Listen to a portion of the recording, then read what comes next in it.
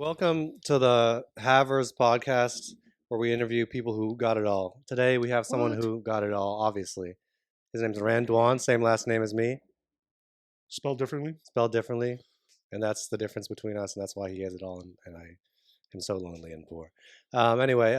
So let's start with this, okay? So you've multi-award winning bartender, restaurateur. You got the cars, you got the women, you got the beautiful crib. Have you always had it all? What was your childhood like? What? I don't know if I have it all, honestly. Yeah, grew up poor. Okay, where Uh, was that? China. So I was born in Oh. Sichuan, China, central China, home of the mala, Yeah, everybody the knows spice Sichuan boys, the just for hot that. pots. Yeah. So I actually moved to America when I was 3. Okay. My dad got a full ride to LSU singing opera. LSU. LSU, Louisiana State University. Wow. So he moved to America when we were 3. So essentially, my dad was in school full time while me and my mom moved around when I was 3.5, 6 months later. So we moved to LSU. My dad got his degree in singing opera. My mom sang Peking opera too. And long story short, after he graduated, moved to Boston. He taught opera at BU for a little bit. No way, dude. Yeah, but obviously, America, no one likes opera. It's not lucrative at all. So Yeah, we did yeah, what yeah. every They say Asian. opera is for the gays, I think. Yeah, People I have don't said know. that. I haven't My said dad, that. I don't know, maybe 5%. Really? No, I'm Is kidding. he hot He's- and handsome too, like you and tall? He's tall, he's handsome, yeah. Oh, nice, nice, nice. But no, my dad's very happy. Good, Yeah, dude. so Good. that's all that matters. And Yeah. yeah, so we decided to essentially do what every Asian family does to Yeah. open up Child child abuse? Oh, child abuse. Yeah, child yeah, abuse yeah. too. A Every I little mean, bit. when you fuck up on the piano or the violin, they always have a ruler that hits you. But it wasn't too bad. I didn't get too abused. I think Yeah. I turned out all right. Well, they probably use you for free labor, correct? Well, I did that as a kid, running takeout up and down with our first location of our restaurant. So. Yeah. So it was very interesting. Like every Asian family, what else are you gonna do but sell MSG, right? Mm-hmm. So we were the number one MSG dealer in Brookline Village. We started Siswan Garden, where Mr. Chow used to be, where he used to work, right? Or used to go to. Mr. Chow? Mr. Chow. No, I just went to Blossom Bar. Blossom Bar. Oh, Yeah. So I went post. oh, I must. Chow. That was you. Oh, must have been some other Asian guy I was talking to. He gets those I get you mixed guys up. confused. Yeah. I take that as a compliment, man. I look up to June a lot. But yeah. So I mean, so what? I guess the restaurant's always been in your blood, but what makes you work so hard? Because obviously, you can kind of ride the success of your family businesses, right? At a certain point. Yeah. So what makes you want to do stuff for yourself? So I mean, it's kind of interesting where I graduated in 2009 from Johnson Wells. They're the same when all fails is Johnson Wells. Oh, really? Yeah. Okay. So I graduated the hospitality hotel management degree, and that was during the Great Depression of like super impossible to find jobs. Yeah. So my Was dad that had 09-ish? 09, 010. So my dad Yeah. has Sisson Garden 1 in Brookline, and we opened Sisson Garden 2 in Woburn. And he's like, you know what? I need a bartender. I have no one to bartend. What are you doing after work? I'm like, Back to the free labor, huh? I'm like, you know what, Dad? I'm just gonna come in. I'll flex her a little bit. I'll figure this out with you until I can find a hotel job. Yeah. Haven't looked back since. Yeah, So I yeah, started bartending, and bartending honestly changed my life. A lot of people say get a real career bartending, but making drinks, cocktails, night dynamic, the nightlife dynamic changed my life completely. I never fully used my degree in the hospitality Mhm. field as in the hotel, but I still use in the hospitality and the food and beverage side. Of course, yeah. So that really motivated me because I mean I was able to kind of upgrade my parents' business from a I don't want to say cliche, typical mom and pop Asian restaurant where you have soda cans on the corner, one wall, the other walls, God knows what boxes and fortune cookies and stuff like that, where we're really able to kind of elevate it and make it into something that's more of a destination. So we started Baldwin Bar, and once I started Baldwin Bar, I just started competing in cocktail competitions. I'm like, fuck it, what's going to happen? Suddenly, I was just winning every competition I could to the point where I represented United States in 2 global competitions. Hell yeah. And not just that, being an Asian bartender too, it's like it's unheard of where, the cocktail community tends to be very dominant by Caucasians. Yeah. So it was very A lot of interesting. mustached white Mustache, people with suspenders, yeah. Patchworks, tattoos. Exactly. Yeah. I mean, I got tattoos, but Yeah, nothing the crazy Asian like style, that. yeah. Like, I got to be on brand, with the Exactly, Asian exactly. Yeah, tattoos. very So. fine. So yeah, I feel like that really motivated me because I was able to elevate my parents' business through that, and haven't looked back since. So I kind of converted all our family's restaurants into cocktail bars slash Destination cocktail Chinese bars. restaurants, Yeah. but it's not your typical mom and pop restaurants. It's definitely a little more gentrified. The spice, the heat, everything is definitely tamed down a little bit because obviously, it's gentrified. We can't serve like piping mala spicy dishes to everyone, or Hmm. they're just gonna crap themselves. Yeah. So yeah, that's pretty much what motivates me, elevating my parents' brand, and that kind of took it to the next level, Hmm. for me. So Nice. yeah. And are your parents still working? They work, but they do more back of the house, making sure the sauces, the dishes Mm. taste good. But as far as operation goes, day to day, that's me and my team that handles that. Okay. So, and what does your day to day look like nowadays? Uh, I know Usually it's always so different, it's right? always But so yeah. different depending on what I do. So we have a couple other businesses as well. Obviously, I'm also a photographer, Hmm. videographer. Me and my business partner, we started a jewelry company called JJR. Mm.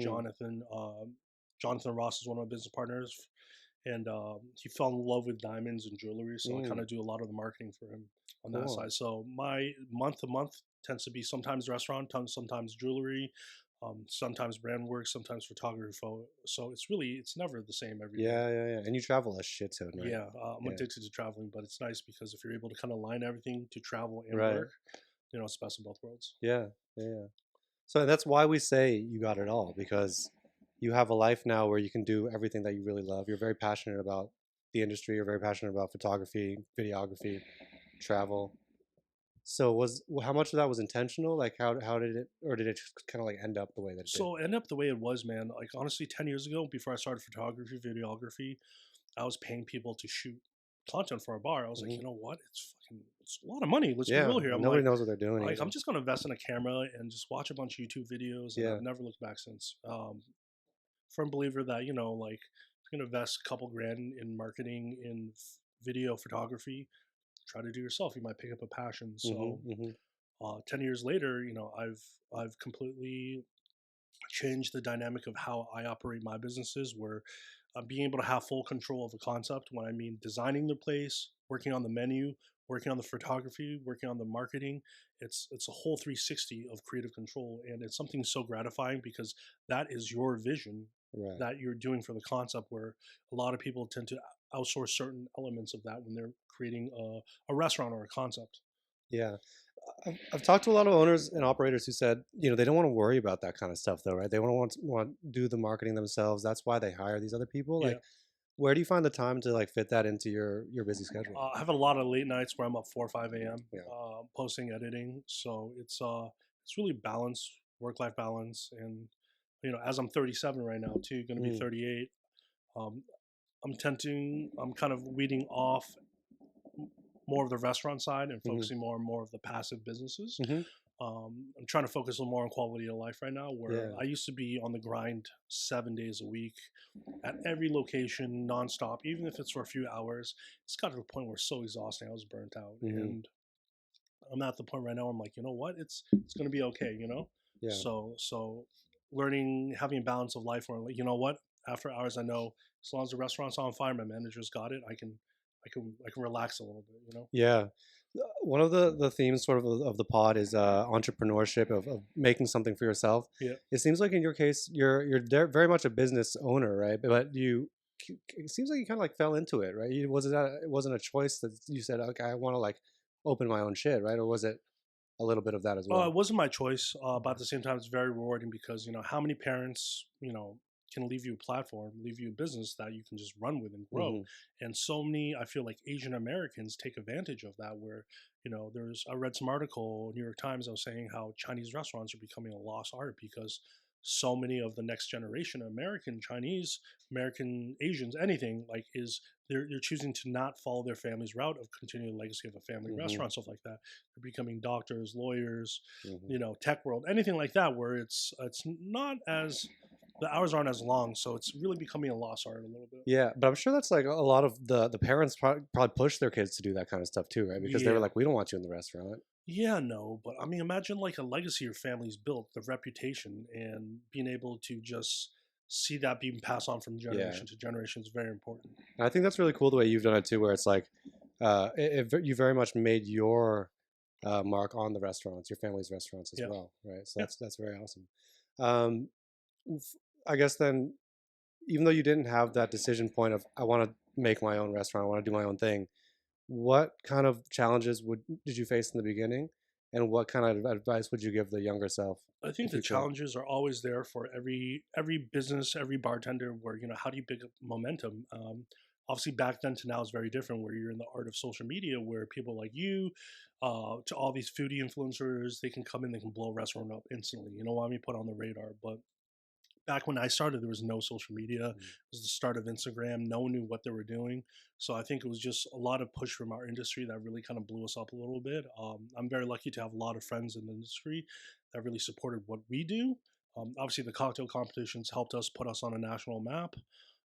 But I think more importantly, just our staff. Mm-hmm. Like I can only be there so much, but we're so lucky to have a lot of our staff members that's been with us for years, 5 years, 6 years, 7 years since conception of certain brands are still with us that are managing our restaurants right now. And I'm a firm believer the DNA, the ethos that we have in hospitality, in service, in the product, in the ingredients, in the cocktails that we serve with the food is kind of embodied through all our staff because when we do certain concepts, certain visions, it's we put our staff's DNA as well. For Mm-hmm. example, Blossom Bar, it's a Latin cocktail bar with Chinese food. Like Mm. so kind of random, but if you look at the root of the spice trade, the root of ingredients, there's a lot of common ingredients in the food, in the culture, in the ingredients. So, for example, one of our bar manager first started, who's now our one of our directors, Will. He kind of embraced a lot of his Latin culture on our menu too, where he has the Gloria cocktail, where it's involved after his mom, where it's coffee, passion fruit,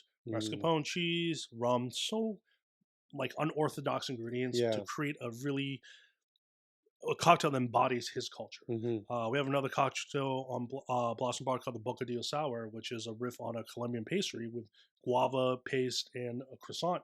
So we did a mojito riff with mascarpone cheese and guava paste, and it's one of our signature dishes. So sorry, not signature dish, Yeah, signature cocktails. cocktails. Yeah, yeah. But it's very interesting seeing like how we were able to encompass our staff members and take their culture and help them create a cocktail to formulate to kind of really represent them on the menu as well. Right, right. June, I just noticed your new tattoo. Very fire. How's it feeling right now? Well, thank you. It's a little sore, but that's the sacrifice you have Yo, to June, make. what is that? It's Well, good luck. all It's right. good luck when you get tattooed. Yeah, it's a sacrifice you got to make if you want to, become a baddie. Yeah. Influenced by, Rand, What? yourself. You're. What? I'm trying to. Yo, these are fake. I'm falling. I'm trying to. I'm coming into my own. Okay, yeah, yeah, yeah. And I've heard that. I've heard Rand's been giving you some lessons recently too. Oh, nice slippers, dude. Oh, these? Yeah. Yeah, these are my indoor sneakers. We're professional indoorsmen. Okay. If I say- Avid say that- endorsement. Avid Avid indoorsmen. indoors. Yeah, yeah, yeah. I agree with that, dude. The outdoors is fuck, man. That's for Caucasians, dude. Huh. But yeah. Anyway, yeah. No, I hear you've been giving June some lessons on like women on he as he puts it being a savage. I don't know if I'm a savage, man. Honestly, like I feel like dating in 2024 is very interesting because, I mean, obviously for me, I'm recently single, so I was with my ex for 11 years. So, trying to dip into the single market again has been very confusing to me. Where it's like it's all app driven now, where it's Yeah. like Tinder, Bumble. Honestly, Uh, Instagram is the best dating app. It is. It is. I mean, the DM game is definitely very interesting. Yeah. Some people are very savages, but yeah, it's very interesting being 37, being newly single, Mhm. and being Asian, especially where, I mean, it's a whole new world for Asian guys. I feel like I kind of Dude, yeah, came into the Crazy right Rich generation a Asians little came out. bit. Yeah, no, you're single at a good time, I think. Yeah. When you were growing up, did you have a lot of success with women? Yes and no. I mean, I've always been kind of cuffed up when I was in high school to Mm. college. I've dated. My high school sweetheart was Jewish. I dated a Cape Verdean girl for a long time during Okay. college, and my ex was half Viet, half Chinese. Yeah. So I've definitely experienced different cultures, which is I feel like very interesting because it made me more well rounded because you get to eat all the foods of every Exactly. culture. And I Yeah. feel like that's the beauty of dating, where it's like for me, I'm sure for a lot of Asian people too, is it's like when we choose who we date, we have to look at, hey, do they like Asian food? Like, Yeah. do we have a lot of culture similarities? Like, family is very important to me, where it's Mhm. like, do we have a lot of beliefs? Certain cultures might put that on the forefront, or maybe not as important. So it's Right. very important that when we choose who we date, we have a lot of common interests. Yeah, yeah. And so as how much of your, I guess, we talked to another guest last week who said a lot of what drives him is sort of the fact that he didn't get a lot of success with women early on, and so now he feels like he needs to sort of almost prove a little bit of himself to the world. Like, Yeah. is that kind of your case as well? Are you, I know No, you've no, been no, no, like, no, no. No, definitely not. That's yeah, not the case for me. For me, it's very different where it's like, being 37, being in my position, it's also very different because sometimes, it's lonely living by yourself at yeah, 37, especially when you're used to having a lifestyle. And I have two beautiful kids too, yeah. Maxwell and Riley. They're 6 and 9, so it's like, it's They're not very the cute. I same. saw pictures of them on Yeah, your yeah, fridge. it's not the same always having them around. So Yeah. going from being a full house to now being empty, Mhm. it's very different. How long ago was your divorce or your The split? split up, just around a year. A year. Yeah. How are you coping right now? I mean, every day is definitely hard. Yeah. I mean, some days I do go out. Some days I went through the whole phase where I used to go out a lot, used Hmm. to date a lot. Versus now, I make a joke with him where we're professional indoorsmen. Yeah, Where yeah, like the whole slogan is, "Oh, we're outside." Well, we're inside because it's yeah, like I've come to realize going out all the time isn't. It's not there. I mean, yeah, tend to yeah, not meet as quality people. yeah. So finding people that can really chill with, bond with, without just going to nightclubs, bars all the time, it's very Mm, nice because seeing how people vibe when they're not under the influence yeah. is very important because that's how you really test their character Mm, and how they are as a person. yeah, yeah, yeah. I think you can learn a lot about someone in the kitchen, right? Yeah, Like, let's cook together. yeah, Are they helping out? Are they lazy? yeah, Are they just eating the ingredients raw? yeah. These are all things that people do. I mean, hey, sometimes eating raw is okay. Amen to that, man. What's Do by it. far the wildest DM I got was from probably like a 70 or 80-year-old black lady, and Ooh. she just asked me, "Hey, have you ever like eaten food off of a girl's like naked body?" And I was like, "Oh yeah, like, I do that sometimes. I like to really, my favorite thing is soup. Like, I like to fill up a girl's holes with soup and then try to like slurp it out. Sometimes I like those long ladled like Asian ceramic spoons. Oh, Like, I like to use those in a girl's body because I think it's nice and slippery and it's very cool to the touch." That's what I said to her, and she was like, "Oh man, like I want you to do this with me right now." And I was like, "Oh, okay, word." So I sent her to my other friend. But um, but yeah, very memorable. I'll never forget that one. Um, but yeah, usually it's very tame. I think women honestly slide in the DMs much more respectfully than men. oh yeah. No, except for the one girl that says she does joy videos. Oh yeah, yeah. So yeah, there was one girl that was just like, check out my Pornhub account. For But real? yeah, From yeah, Boston? yeah. It was actually from, I did a video for KimchiPapi where I talked about edging. Do you know what Oh edging is? yes, of Yeah. course. Are Well, you I know what edging are you is. pro edging or anti edging? I'm pro edging. I Oh feel like pro edging's no. cool. I mean, it has to Yeah, be right, yeah. but at the same time, I don't know. I mean, different strokes for different folks, I guess. Right, right. I think he's very against edging Why are because, you against your instant gratification type of yep, dude, right? yep. Because like why edge? Like why You don't like go on the foreplay? Do you journey? like foreplay? Barely. That's Yeah, just Barely? barely. I'm he's like a naked. STA kind of I'm guy. literally naked once we get in the room. Well, He's I hard mean, in the if you take your Uber. shirt off now, I'm not gonna say anything. But yeah, no. I talked about edging in this video, and this girl slid in the DMs and said, check out. I do this joy videos where I instruct you on how to edge. So she's like playing with herself and saying like, oh, like you can jack off now. Oh, now you have to stop jacking off. And so it's like one of those things. Have you ever partook in any of those kinds of? I've never done any videos Yeah, like that, yeah. or not yet. I mean, If I you're don't know. interested, it's There might be. JOI. Watch out for that shit. Can we put that on the screen real quick? What is it? J-O? JOI. Jerk, J-O-I. jerk off instructions. Yeah, yeah. That's her Pornhub? No, that's just like the genre. Oh, okay. I don't Okay. remember Like her Cool. Pornhub. POV. Yeah. Oh, we're gonna give her a plug right Yeah. here. Like right here. But yeah, no. Usually, I feel like women do. They're so respectful. They just say they slide in. They say, "Hey, do you have a girlfriend?" Or like, "Hey, would you like to go out to eat sometime?" And I'm like, "Oh, sorry, like in a relationship." And they're like, "Oh, really? I respect that a lot. Like, thanks for being straightforward." Yeah. Whereas dudes, I mean, Dudes are savages yeah. sometimes. What's your go-to DM slide? Well, I don't really slide into DMs. But I feel like honestly, Yeah. is the best policy usually, where it's like so many people are in situationships, are casually dating, or looking for hookups. Where it's like if you're honest with the opposite sex, no matter if it's a guy, girl, Mhm. or whatever they identify as, Yeah. 2024. Yeah. So it's no matter, as long as you're honest with them off the bat, that will cut so much bullshit from the bottom end of revealing stuff. It's because Yeah. it's like a lot of people are in relationships, and so many. I've had females DM me where I've known their boyfriends. Oh And wow. I'm like, this is kind of fucking weird. Where like you and your boyfriend was at my bar a month ago. Right. I did shots with y'all. Now you're in my DMs. That's It's kind of weird, you know. That's grimy, man. But that's a habit trait. If girls are sliding in the That's DMs true. after Yeah. being with their boy, they're like this guy's I mean, into- once again, you know, also it's 2024. People have open relationships.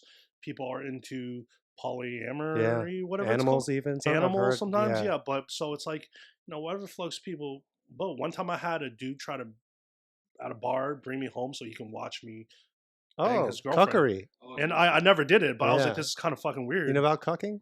yeah. Yeah. Cuckolding? and Yeah, all that? cuckolding. Yeah. That's the Shakespearean version of the word. Shakespearean, Cuckold. Yeah, but but it's very fucking different in this culture. I'm like, holy shit, Yeah. this is wild. dude, cucking is wild, dude. I think Rand kind of mentioned it as well. You know, people have their interests, but it's a cold world. It It's is. a cold It's world. a cold world, you know. Yeah. And like once again, if you're just honest with Shorty, like, yo, listen, this is my capacity, this is what I'm looking for. How honest can you be though? Like, I'm 100% honest with every girl I date or I talk to. would you be willing to do a act out an improv scene right now where June is the girl and you be honest with her? Because no, a lot of relationships I feel like is honesty, yes, but it's kind of like you have to almost lie a little bit. It's not lying, but it's hiding. You have to hide a little white bit. lies. Because obviously every guy, if they're being brutally honest, is just like, I'm just trying to fuck and like yeah, and get to know you, but also fuck regularly, right? but the thing, And hold hands in the park. well, let me ask you a question right now, right? So there's this whole theory. I'm not trying to get all like hate speech or anything Yeah, like like that, red pill, where it's whatever. like the guys that usually get those DMs from girls, they're usually in a different position, right? Yeah. I like They call them havers, like you. like they're I don't know about that, but you know, they're usually older, established, have some sort of reputation, have some sort of financial stability where they can be some sort of provider in that aspect, right? Mm. Because end of the day, too, I mean, no one wants a broke dude. They don't. Let's be real here, right? Like, Yeah. and like I'm a firm believer where it's like, you know, I didn't come into my prime until I was in maybe my 33rd year of life, 34th Wow. year. Back when I was 20s, I mean, I was still grinding every day. I was very lucky, fortunate to obviously be with my ex, but like I have a lot of friends that were in their 20s that they weren't pulling girls the way these 30-year-olds were. Yeah. And maybe they didn't have a nice car, established business, couldn't fly these girls maybe to vacation, stuff like that. Where now it's like when I'm in my 30, I'm 37 right now. Some of the DMs I get from these girls, they're like 23, Yeah. 24. I'm like, holy shit. Like my stepdaughter's 21, number one. Right? Oh, wow. So I'm like, wow, I can't believe this. This is fucking wild, right? Yeah. So I feel like at least for a guy in being 37, the DMs I do get that are a little more outrageous tend to be towards a younger demographic that are DMing me these crazy things. Yeah. Versus like the older girls that do slide into my DMs are usually more respectful. Oh. Like, oh my god, that food looks so good, or oh my god, like great job at the gym. I see you're like sweat checking a lot, you're posting a lot. It's little more compliments like that Yeah, that kind yeah. of can tend to lead to other things, right? So it's kind of interesting that difference between that dynamic where like the 20-year-olds are just looking for a good time versus the 30-year-olds are looking for a relationship, more Yeah. stability. So it's kind of interesting seeing how, you know, the demographic kind of folds a little bit. Mm-hmm. Mm-hmm. Wow. When in terms of like you mentioned age being, when do you think most men come in their prime in their 30s? I mean, majority of the time, because so I break down to 3 parts: 33% looks, physical appearance. Are you in shape? Are you taking care of yourself? 33% status. Are you in a business? Are you respected publicly by a lot of people? Do you have a lot of followers, clout, stuff like that? The other 33% is wealth. Right. Do you dress well? Do you have a nice watch? Can you provide anything in any aspect? Do you provide chivalry? You know, stuff like that. Mm-hmm. Where I think those are the factors that, in my view, that I've learned kind of what women judge guys on. Yeah. And maybe you guys will agree, maybe you guys wouldn't agree. Versus like, also, I mean, not to sound like make it a double play too, where obviously a lot of women too, if you're you're 30, 40 years old, you're what, 28, 30. 30, right? Like, what do you look for in women? What makes a high value woman to you guys? Because I feel like that's what makes a high value man for a lot of women, right? Right. Where do you think that personality falls into? What's the percentage there for men? For men, I think that's probably around the 33% of the second part, the status and reputation, kind of falls into that branch a little bit. I mean, obviously, sense of humor. I guess it all. If you're not funny, if you're not witty, you can't hold a conversation. Yeah. If you're not well traveled, you can't talk about politics or like stuff that's going on in the world. Also, it goes vice versa. I've gone on some dates where like I've had nothing in common with women, and like there's nothing to really talk about. Like I can only hear them talk so much about superficial stuff where it becomes like, all right, maybe this isn't the right angle for me. How do I end this date sooner? Yeah. You get what I'm trying to say. So it's kind of like vice versa where it's like you also don't want a superficial date as well. Yeah. What are your thoughts on this whole thing, June? Do you agree with that breakdown? Well, continue on what he said. You don't want that superficial date unless you just clap in the cheeks. Yeah. You do that, she's gone, and then you know what I'm saying? Because men, we want to be stimulated too. You know what I mean? Like intellectually. Yeah, like talk about culture. Things like that.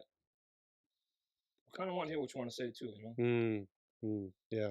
I forget which of our friends said it, but they pretty much said that as time goes on, men's value continues to increase while girls, as they age, starts depreciating pretty much. I think that's true. I mean, God bless. I think every woman's beautiful in their own right, own shape, own size, own level. I mean, like, I think women do age like fine wine, but guys tend to age like fine cognac. Oh hell yeah! Shout out to Hennessy. I'm trying baby. to say, like cognac doesn't go bad. It just not that we're drinking Henny. It just got me kind of thinking about cognac. Yeah. But I mean, like there's something about like an older female that just has a feminine energy that's so mature. She knows who she wants. She doesn't play fucking games. She goes straight to the point. Something about that's so sexy. Like to me, finding that character in a woman. I was picturing like the woman from Coco. Have you ever seen that movie, Coco? No. It's like Pixar. Have you seen it? It's about like your people, I think, Colombians. But it's like she's like an old grandma. She's got a hunchback. But you're not talking that old. You're talking like yeah. You're thinking more. There's different levels. What there's like because old women are beautiful too, but it's not in like a mating kind of way. Yeah. It's more like I want to like just have you in my home. In the corner. Just cook me some food. Yeah, maybe. Yeah, continue on with that. That's why sometimes I seek sugar mamas. Yeah. They might be established. They'll like wash your balls, shit like that. Oh wait. You would you want someone else to wash your balls? I would feel so self-conscious. True. Yeah. Would you like? It was just a figure. Oh, okay. Figuratively wash your balls. Yeah. No, but then when's the last time you had balls washed by someone? I'm gonna plead the fifth on this morning. I think that's what he's I think we found out something about June right now. Oh man, but yeah, no, I mean, yeah, because what you're saying is, I think, true from a societal standpoint, right? Because of what you're saying before, is the people value women in a different way they value men. It's just men are the status, the wealth that only increases with age, whereas unfortunately, a lot of women are viewed as like physical only. I think there's also a difference also in that view in culture too, where if you look at the Asian culture, the Hispanic culture, it's very similar as far as morals, family. It's very, I don't want to use the word submissive because that's been used so much and it's been used in the wrong way, but like the Latin culture, the Asian culture, those women tend to be the ones that are like, hey, like do your laundry without asking, make your bed, like do these more wifey, like traditional, very traditional, right? Versus the more modern day American women tend to be a little more stern and not as traditional, if that makes sense. Wear shoulder pads and things. Pretty much. But there's this whole genre of, I don't know if you heard of this term, passport bros. It's been kind of talked about throughout like Asia, where a lot of these like guys in America, Caucasian white dudes, African American dudes to Asian dudes, they're all going overseas to Thailand, to Southeast Asia, to Europe to look for their wives, fall in love. Oh, because they want those traditional values. And it's kind of interesting where it's like, obviously for me, I'm a firm believer where if you love someone, those are acts of love that, like, for example, if I'm in love with someone, I don't care. I don't mind cooking you a meal every day. I don't mind making sure everything's taken care of on that end. But Yeah. like, it's very different in American culture. That doesn't exist here. Yeah, yeah. Totally with you. I'm fully happy to be a traditional woman when I'm in Yeah. love with a woman, right? Because I love, like, one of my love languages. I think that's a thing that people say these days. Yeah. Love languages is acts of cooking. Yeah, So I cook for absolutely. them. I'll bend over, whatever. Yeah, I'll be very submissive if I love you. Yeah. You know what I'm saying? But I think, and maybe that is the case with American women too, that wear shoulder pads and pantsuits. yeah, Like maybe when they fall in love, they'll also be like that. But I think the exterior kind of like will turn off a lot of guys that are looking for that. yeah. I Right, mean, so- I'm a firm believer that if you build that trust with that woman, even if she does have shoulder pads, whatever pants, Yeah. I mean, if you're able to bring Hockey that helmet. feminine energy out of them, where Yeah. they can then trust you, relax. I feel like a lot of, as a woman too, I can't fathom what's like to be a woman in 2024. All the bullshit they have to deal with from.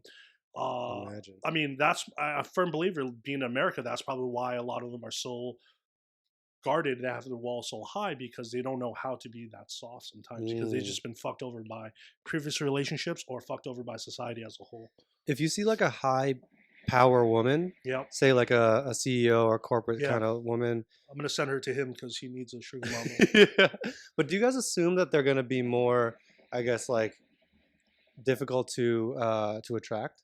No, I don't think so. I think attraction comes with confidence and just being able to approach someone. Like if you're the CEO of some multi-billion-dollar company, you have shoulder pads on, you're smoking hot. Hmm. I don't care if I find you attractive. I will approach you confidently, introduce myself, and if we vibe, we vibe. Mhm. Like what the fuck do you have to lose? Yeah. So Yeah. And you kind of notice some of them kind of like date down in some sense, so it doesn't really matter to them. They're looking for more compatibility. In You know, terms of looks or in terms yeah, in of terms like of looks or like, status? Yeah. financial status. Yeah, You know what I'm yeah. saying? Like Yeah. if you yeah. can spit game, Yeah. Yeah. Yeah. What's your style in terms of like spitting game? Would you say, me right? or him? You, because we've Honestly, talked about this before. honesty. I think honestly, I know you've heard me say that a lot. Being Mhm. honest to women and being a gentleman, where Mhm. a lot of guys are trying to get down girls' pants, but honestly, just see if you vibe with them first, Yeah. and if you can once again bring out their feminine energy, make them comfortable. Pandora's box going to open for you. Oof. It's not about spitting game to get that because that's the end goal. The end goal is to get the next date or to get them to think about you. Either that's holding the door for them. Obviously, who cares? Pay for the fucking meals. Stop splitting meals. You know what I mean? Like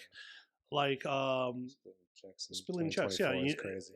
you know what I mean. And like a lot of guys tend to lose that old school mentality of what it means to be a man. Your job as a man is to make a woman feel comfortable, make them feel like they can trust you.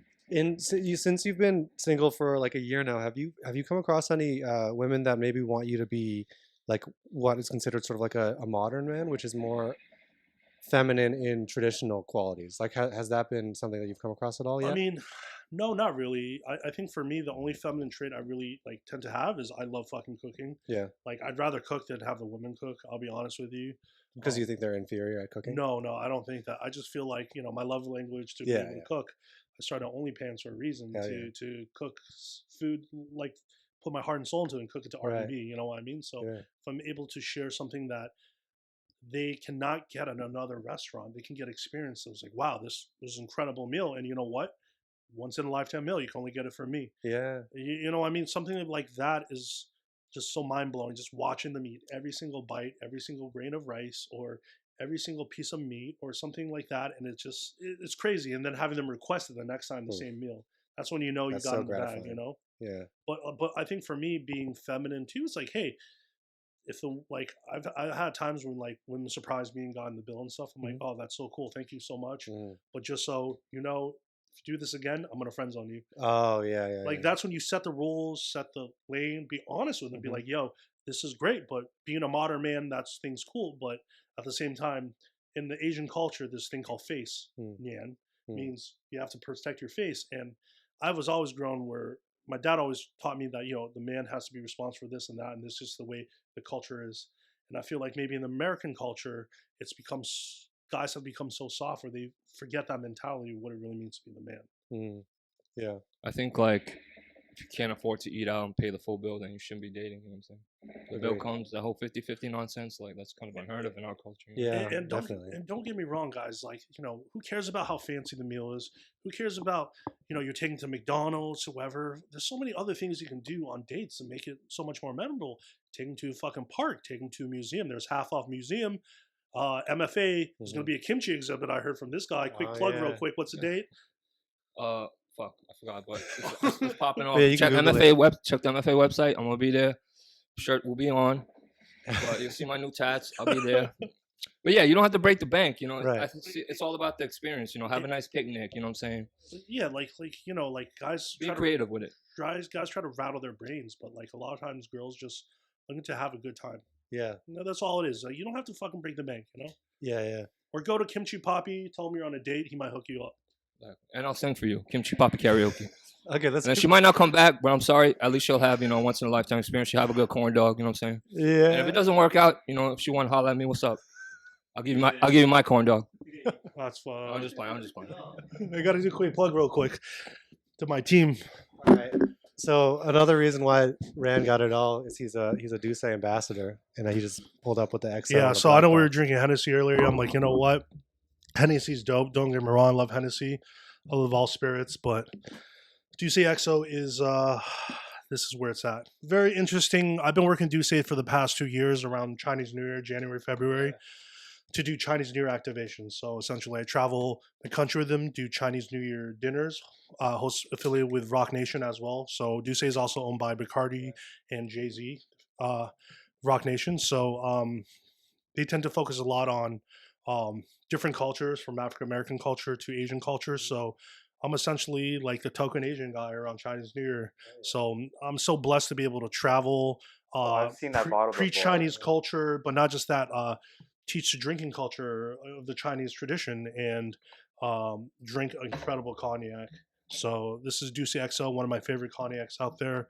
Quick little plug to them. Thank you guys for believing in our culture, but more importantly, you, showing Duce. love. So yeah, Rock Nation, but figured, you know, we got to try to get you Duce sponsorship, so you only drink Duce instead of Henny. I'm gonna rate that like maybe a 9 out of 10 on the chuggability scale. Yeah. That's chuggable. You can knock that shit back like a damn senior citizen in the airport. You know. Yeah. But anyway, what we were talking about. Oh yeah, first dates. So dates, yeah, what would you guys do first date, man? Like, where would you bring a lovely Man, person? if I was going on a first date with someone, obviously, it'd definitely be a restaurant. So like, if I do a first date, obviously, I would have to know the person if to invite them, maybe be friends on social media. You know, kind of creep a little bit on what they normally post for food and stuff, and like, you definitely want to be a little more calculated on where you want to take them. If they tend to post a lot of sushi, Asian food, or then to post a lot of Italian food, oyster stuff like that, you want to be calculated on where you want to go because you want to make a good impression. Do you want to go with what they usually post or something different? I usually, with the first date, you always want to be safe. I feel like you want to post something, take them somewhere where they want to post, but at the same time, you also don't want to. My advice for a lot of these Asian dudes, Asian guys, whatever, if you're dating, don't tell them where you're fucking taking. Like, yo, listen, get ready by 7. I'm gonna pick you up, or I'm gonna send you a car, and then just wear something cute, and then, you know, we're gonna take it from there. Because in this culture, once again, going back to being a man, being that chivalry, having some sort of surprise element, it makes things so much more special to a date. And maybe you guys would agree with me, or maybe you guys I agree. wouldn't. And Asians are good at surprise historically. Take Pearl Harbor. But I think because especially if you're playing it safe with the restaurant choice, you need to have something new, right? Something that's gonna say, oh, that's never happened before. So I think the surprise aspect's good. I feel like there's three rules I have, right, when it comes to dates. The 3 meals you have to do in order is usually the first one's something not too fancy, kind of like just, you know, like casual, like price point in between. First date is kind of a test. Second date is usually a hole in the wall place, a mom and pop place that you really like. Then if they make it to the third date, something a little KimchiPapi. a little more fancy, a little more elevated, like KimchiPapi spot. You know what I mean? Exactly, yeah. So it's like, because it's like, if it's a date that only wants to go to all fancy restaurants, chances are they're not really into you. They're just using you for fucking food, you know? Yeah. And a lot of girls do that too, where like a lot of girls would date guys just for the meals. Mm-hmm. It's happened to me, man. It's happened to me back when I was on Tinder and all that. Okay, two follow-ups. One, do you ever take a girl to one of your restaurants? Never the first or second. Never the date. first. Yeah. It's usually if I bring them to one of my establishments, it needs to be very special because I'm very protective of my staff, and not just that, but the way they view me. Because I think of my staff as my kids, where it's like I never want to introduce anyone to your kids or to your staff until you know, hey, they're there for the long haul or something like that. Because it's like if I'm the type of guy that brings girls, whatever, to my establishments all the time, it's gonna give a jaded view. It's gonna make me look like a dog, kind of. Dude, You know what I mean? And it goes back to that thing you said about reputation. You don't want that reputation. You Yeah. know, this dude's always just trying to creep, bring girls back to the restaurant and use that clout. Yeah. Unless it's KimchiPapi's spot. Yeah. That's different. He has a 1-bite hot dog challenge. Yeah. I think kind of continue on what he's saying. Like, you don't want to have that dog. You can have that dog in you, but not in front of your, so to speak, kids or family. Like, they're my extended family. Like, I see them as more than my actual family. So, you know, they're gonna make all these assumptions about, you know, this guy's a dog. You know what I'm saying? So I think that's a good point. You know. Yeah. Kind of. I like, if I would ever do that, I would probably go after hours. Everyone's gone, and kind of just like have free reigns to just do whatever. Right. Make it special, you know. Yeah. Okay, then after the rest, is the restaurant the only part of the date? Or are you going cocktail bars? You going anywhere after? Honestly, the date should always be the test. I would never book something after, and you feel like, honestly, after a date, like, you know, if you want to continue the date on to the next spot, if you're vibing, I would never plan, like, hey, I'm going to take you here and here and here. Just go on that section of the date. If things are vibing, you're vibing, she's feeling you, you're feeling her. Hey, do you want to go to a drink somewhere after? I always recommend playing it by ear. Because a lot of times, if it's bad and you already have the second and third part planned out, like, why would you do that? You know? You might have like what you would think is the second spot in your head though. Exactly. So what's a good second stop? Is it a quiet bar? Is it a So my favorite bar, honestly, ice cream dessert? Usually at the restaurant. My favorite bar in Boston, I kid you not, it's this little speakeasy called Offsuit. Oh yeah. It's by Chinatown. My friend Ryan runs a bar program there. But you walk through this sketchy alleyway, knock on this dark door, and they let you into this like 25-seat bar. It's very intimate. I love it there. Reason why is because they have one of the best wine lists, I think, in Boston. Prices pound for pound. Cocktails are phenomenal, but it's very dark. It's very intimate, where you can actually talk to each other. Right. Versus if you tend to go on dates at the more, like, the bigger cocktail bars, at least for me, you tend to run into a lot of friends, or maybe people recognize you in the industry, or, you know, it's very loud. It's hard to really hear, right? Because the whole point of a date is conversation, getting to know them. So if you can't compensate, like, what's the point? Yeah. I think the first date conversation has to be primo, has to be grade A. Right. And how much are you carrying usually in the conversation? There's a saying where it's like, I probably try to I ask a lot of rhetorical questions. I try to not talk so much about me. A little tip for a lot of guys, where it's like, I've been on some double dates and it's just like a bro fest, you know what I mean? You'll be surprised at how much more fluid dates can go, especially if you ask rhetorical questions, or you end on rhetorical question always, because it's a natural branch of letting them talk a little more about themselves.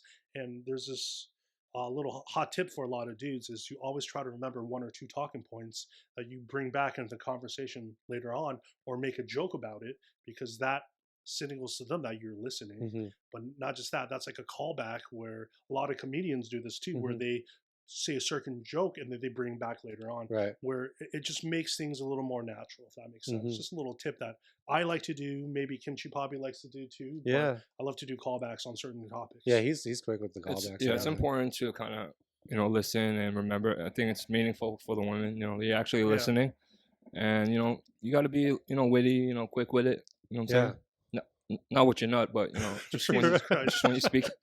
Oh my god. Yeah, man. Pray for kimchi. Yes, yeah. Vote for kimchi. Vote for kimchi and pray for kimchi. Oh man. But okay, so yeah, like the I know it seems like you're very, very passionate about, or at least you've thought a lot about sort of like the disadvantages, I guess, of being an Asian man in the dating world. And you haven't let that get you jaded or cynical. Yeah, I mean, which is great. You're I still mean, very optimistic. well, let's be honest here. Asian men 2024, so much different than Asian men 2015, 2009. I mean, I feel like Asian guys have become so much more accepted from a cultural standpoint from the opposite sex. Where if you look at Asian men, their whole stereotype is weak, small dick, not strong, very feminine. Where I mean, there's Asian guys that are built like us that are taller. We're all taller than 6 feet, I think, right? We're all taller than 6'3", I think. Actually, 6'3". You're 6'3". we're all 6'3", I I think. think We're you guys are all 6'3". 6'7". 6'7". Yeah, Oh yeah. man, I thought it was 7'1". Yeah, with, yeah, with Tim's on, you With know. Tim's Yeah. on. yeah. But And Tim's are the male heels. Yeah, but exactly. but no, for real. Like guys are taller than 6 feet. Like for Yeah. Asian is very rare. But also guys that are.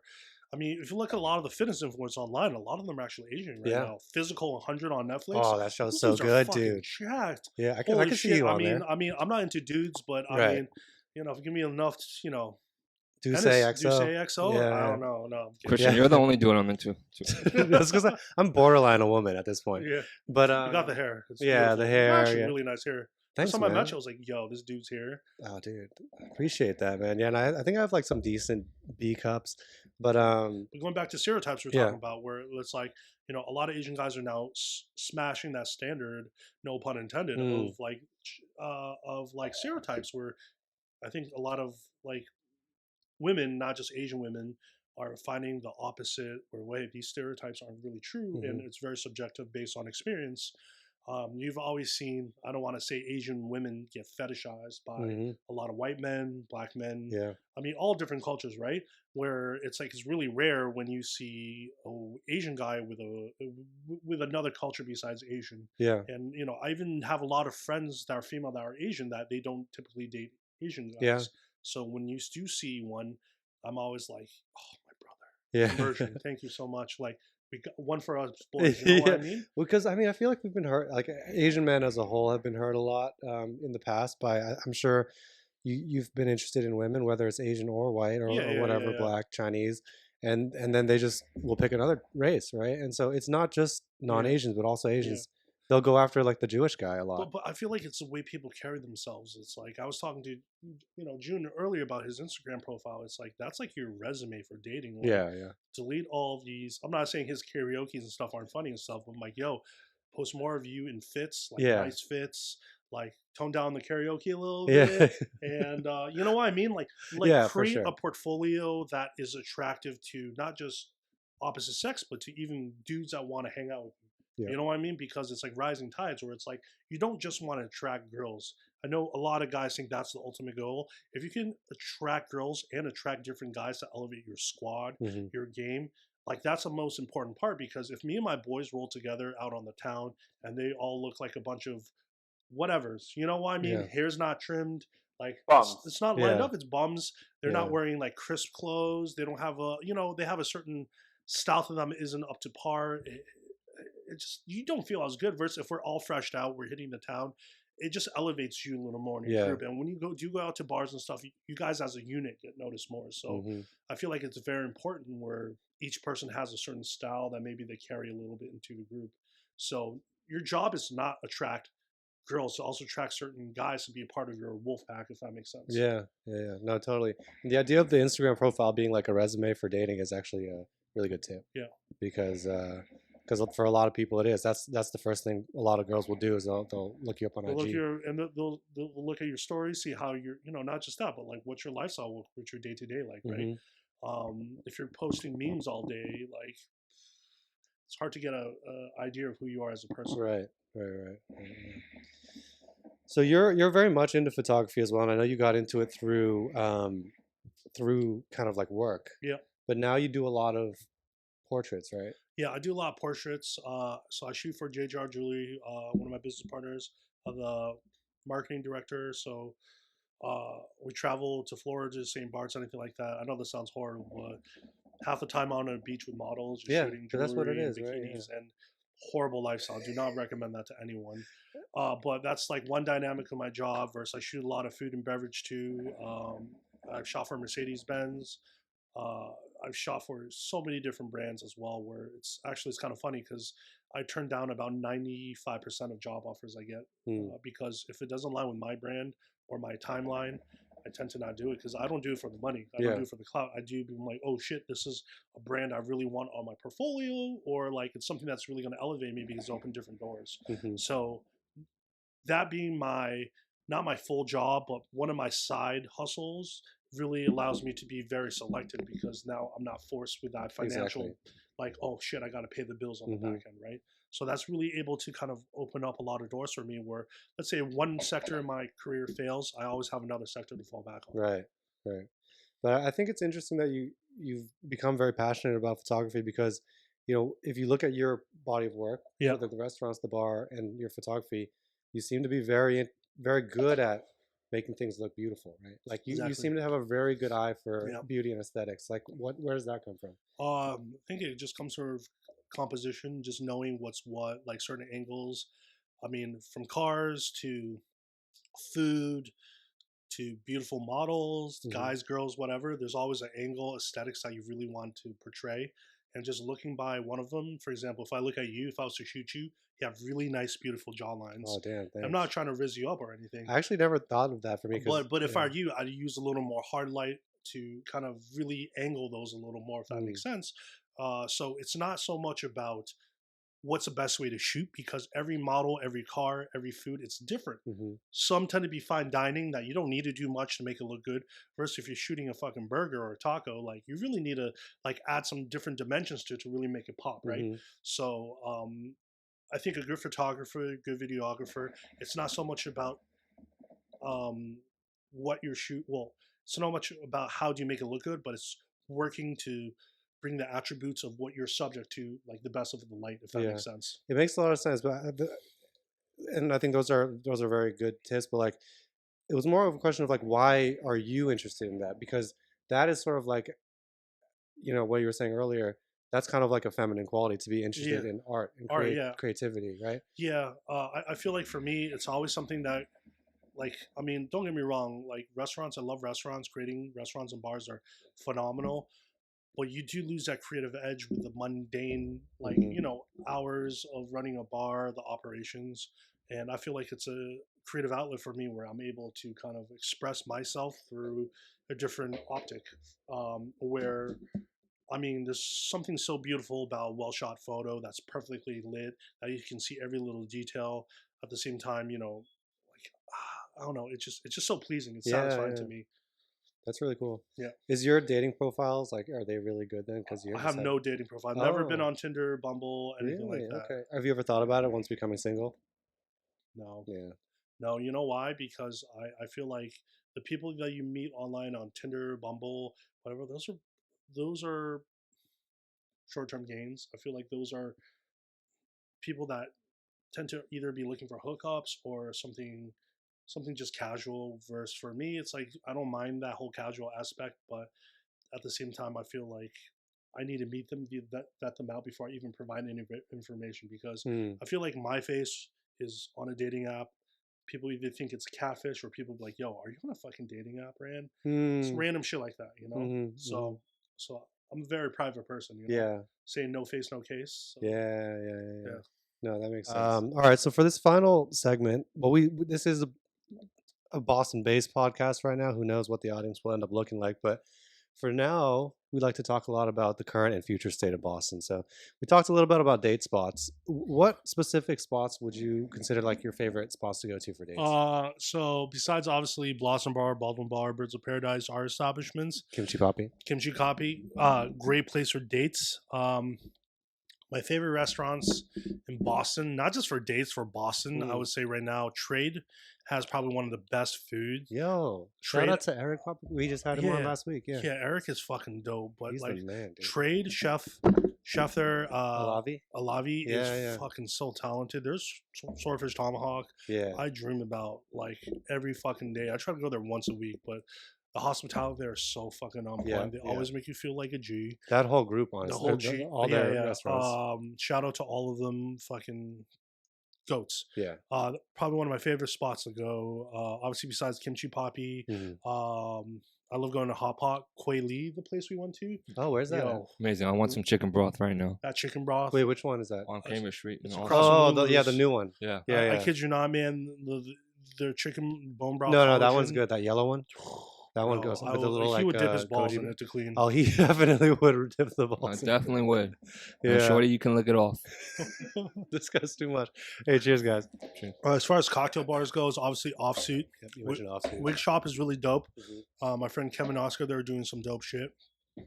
I'm trying to think. I enjoy Back Bar a lot. Nice little speakeasy in the corner by Somerville. Barra in Somerville has some of the best fucking tacos for date night you've ever had. Nixamize their own corn. Owner their super awesome gray mezcal list. Trying to think where else. I go to Lowell a lot to eat. Oh yeah. Simply Kamar. There's this place called Lowell Restaurant. Has some really dope Cambodian food. Shout out to the Cambodians the out there in Lowell, Cambodians man. out there, you know. Yeah. Shout what out else to is out Cambodian there? breast milk. What? It's probably the best. You never seen that Dave Chappelle skit? Oh no, I was gonna say, are you just drunk right now? Just No. monologuing into the mic. Just watch later Dave Chappelle, Cambodian breast milk Okay. from Uptown New York. I only drink the finest breast milks. Okay. Shout out to Dave Chappelle. Shout out to Dave Chappelle. Honestly, he's the guy. Okay, are you down to do a speed round right now? I say like I Yeah, let's describe go. a woman and then you say where you take them. Like Yeah, let's go. no thinking. Okay. 34-year-old career-driven white woman, Republican. Contessa, Newbury Street. Nice. Okay. 55-year-old black woman but looks 21. Athlete and in grad school for healthcare. Probably Nina and Grace. Just some live music. I feel like they probably enjoy live music, especially if they're older. I don't know. But that's a good one. Yeah. Great down in Seaport, Grace Yeah. by Nia, right? That's the very it's a one good of mix the of cave young old. spots on Big Night. Yeah. Okay. 17-year-old high school girl, field hockey player. I'm going straight to jail. Oh man, are you down for this game too? Yeah, let's go. I don't know if I can think of too many spots off the rip. But, Okay. You willing to try? I'll throw a easy one for you. Yeah, I'll give it a try. Just I don't really go to a lot of restaurants, but yeah. Sure. I mean, you can answer Austin spots. Yeah. Oh yeah, we can do an Alston round. Yeah, we'll do Austin spots. Okay. Yeah. Or you can just say KimchiPapi for all. Okay, of it. Okay. BU grad student, half Jewish, half Chinese, works at Shabu Zen. KimchiPapi kitchen. Okay. I'll give her the special KimchiPapi corn dog sauce. You feel me? Okay. Proprietary. Proprietary. Perfect. Okay, we got a Indian MBA student from Harvard, but her dad left her when she was 11, and she has a lot of trauma around that. A lot of trauma. Okay. We can do a Korean barbecue because I'll cook for her, make her feel like Where I'm nurturing. Noxon. Yeah. Sounds fire. Yeah. Oh, so you take her knocks on over a Korean Noxon, garden. it's very nurturing because you kind of cook food. I'll cook it for her, put it on a plate. I'll be like, I ain't gonna abandon you. You know what I'm saying? Yeah. Like I got you. What's the word you taught me? Honey? What's the Korean word for honey? Chagi. Chagi. Oh, Chagi. Chagi. That's what we call baby. Like Yeah, a chagi. sweet little Like thing. chagi. Oh yeah. That's the Chagi, opposite of oh, zaddy. Yeah. I've heard that in K dramas. Yeah, chagi. In Vietnamese, you know how to say Vietnamese like pretty girl, right? What is Dep guy. Yeah. Dep guy. You got it? it. That guy? Dep guy. Dep guy. That guy. Dep guy. Yeah. I chased that some, guy. because I know a lot of Vietnamese because I chased them ABGs back in the day. Yeah. But they wasn't feeling me when I was younger because I didn't have the tats. I didn't have a criminal record. Didn't have a nice Wait, car. you didn't know any Kevin Ewans? No man, they couldn't put me on. I wish I knew you earlier, bro. Like Well, ABGs are definitely one of my weaknesses, but I don't think I Really? think they're a lost art ABGs. I don't see too many ABGs Oh, anymore. they're down there in Quincy and Dorchester still. Quincy's? Yeah. Malden might have some too. I don't Any know. ABGs out there? KimchiPapi? Slide into his DM. Or Hot Stone Poppy. Why are you called Hot No, Stone I Poppy? can't talk about it. Hot Stone Poppy. We'll say that for episode 10. Okay, yeah, that's hilarious. No, but yeah, I appreciate it. Okay, so you guys are obviously both very involved in building the scene, the Boston scene. What are your kind of like if you had a wish list or aspirations for what Boston will look like in 10, 20 years? What's that going to look like to you? Well, for me, from a like restaurant operating side, pandemic has fucked a lot of shit up for a lot of us. Restaurants are closing left, right. I should close one of my favorite restaurants, Ivory Pearl Down, seafood restaurant. Dude, I love that place. Fucking, I mean, like so many seafood restaurants closed. Pescador closed within a year. All that closed within 3 fucking months. Crazy. Of opening up. Because seafood prices are, is that what it is? So high, man. We were getting freaking oysters for $60, $70 of like really primo stuff, to the point where we're paying almost $2 per oyster right now. For us to charge to make our margins, we have to charge $70 an oyster. Like, who wants to pay $70 for a fucking oyster? You want to pay $100 for a dozen? No, right? Like, so.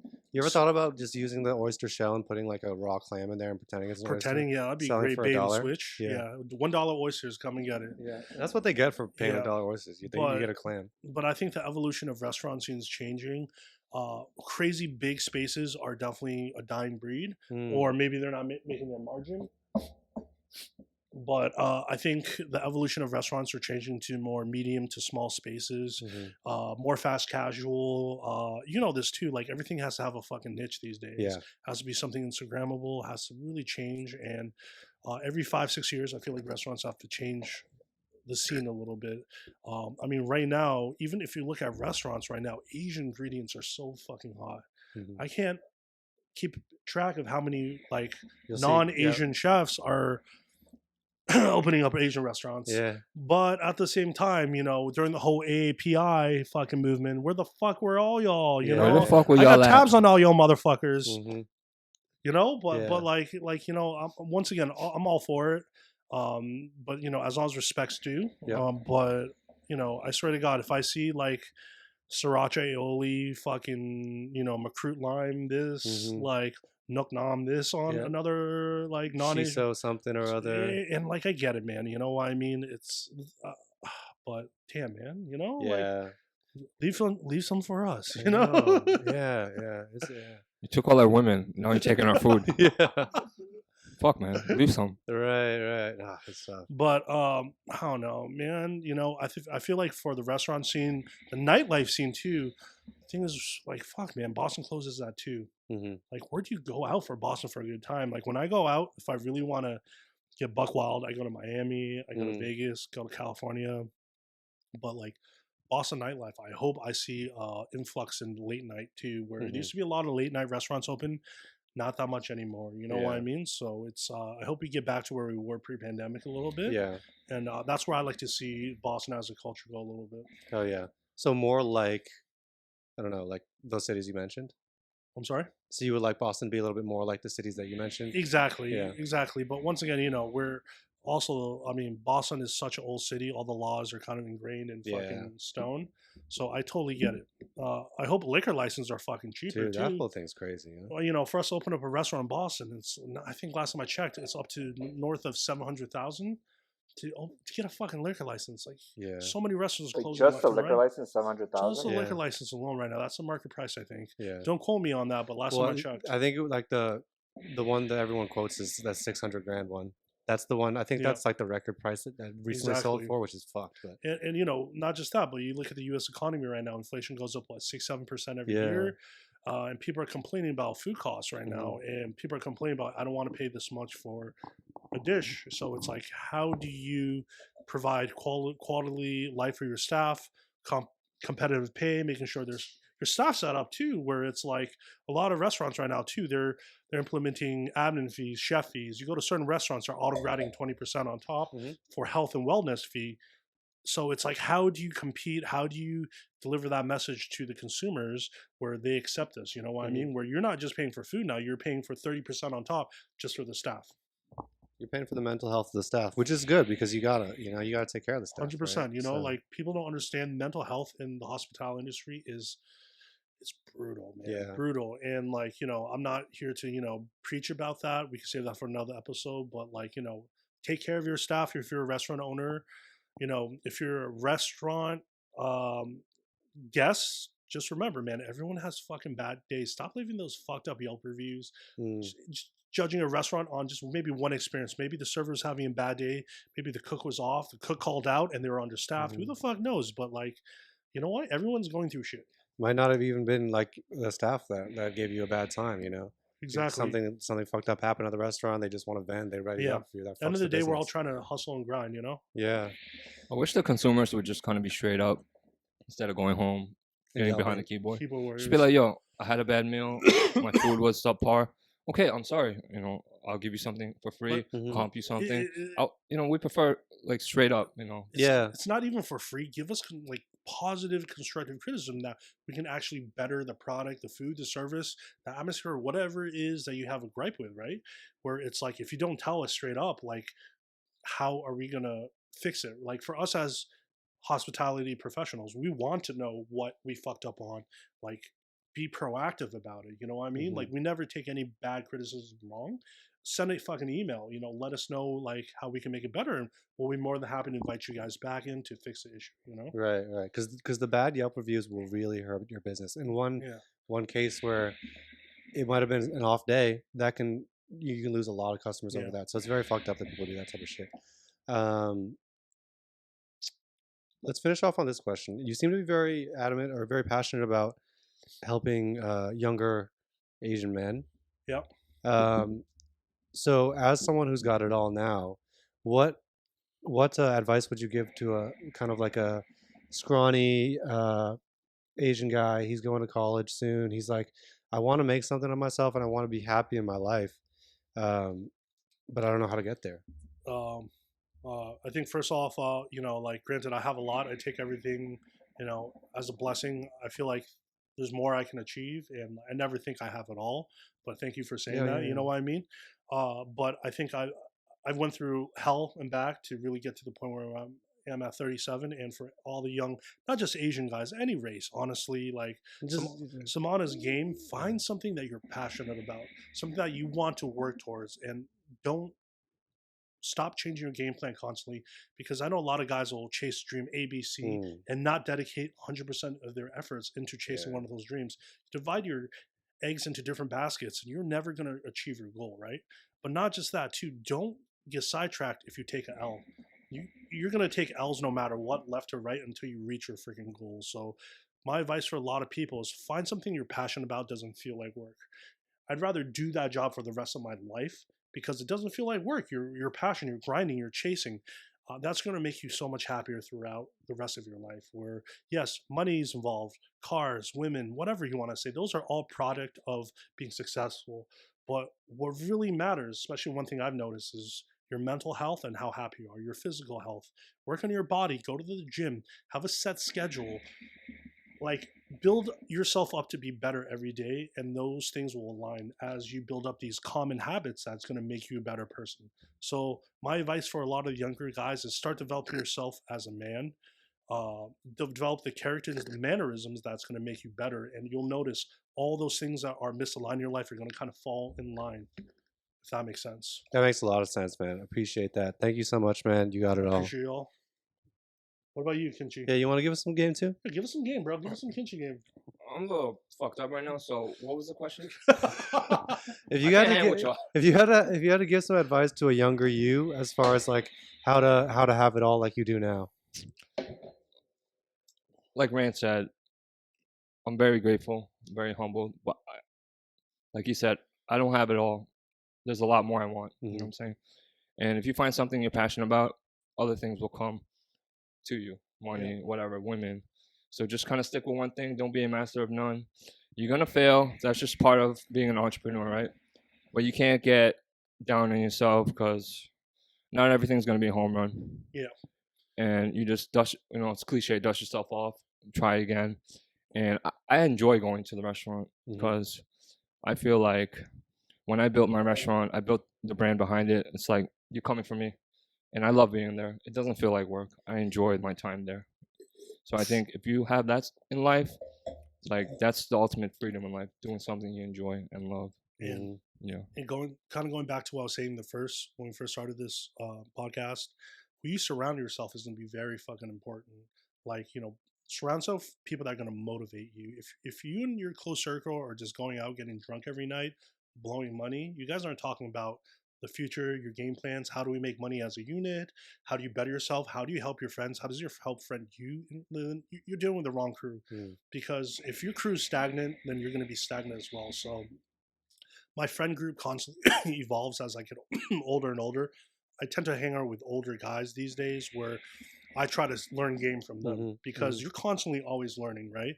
So like if you can learn how to do their sector in their work or somehow rub it off on you, or you network with the right people that it's going to help your business in any way, it's going to open doors you can never fathom. So my advice for a lot of the younger guys too, just keep in mind of your wolf pack, the inner clique you have. Make sure they're elevating you to the best of your ability to, because those are the people that are going to really mold you as well. Thank you, man. You guys are. This has been a really good episode. You guys are both very handsome. Ooh. You too. Thank you. 3 Musketeers. 3 Musketeers. All right, thanks, guys.